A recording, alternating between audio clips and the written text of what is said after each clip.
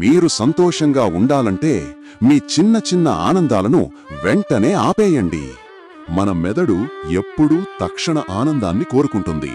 కానీ financial psychology ప్రకారం సంపద అనేది ఆశతో రాదు, ఒక వ్యూహంతో, స్ట్రాటజీ వస్తుంది.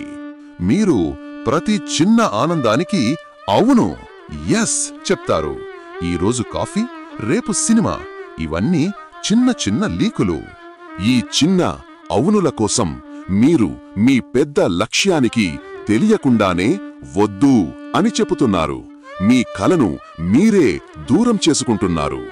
కానీ సంపన్నులు ఈరోజు చిన్న వద్దు చెప్పి ఆ డబ్బును పెట్టుబడి పెడతారు. ఆ చిన్న వద్దు రేపటి వారి పెద్ద అవును అవుతుంది. అందుకే మీ లక్ష్యాల కోసం ఆనందాన్ని ఆపండి.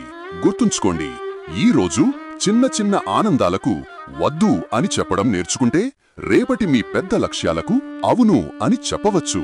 మీరు ఈరోజు దేనికి వద్దు, నో చెప్తున్నారు? కింద కామెంట్ చేయండి. మీ ఫైనాన్షియల్ సైకాలజీని మార్చుకోవడానికి చుక్కానిని ఫాలో అవ్వండి.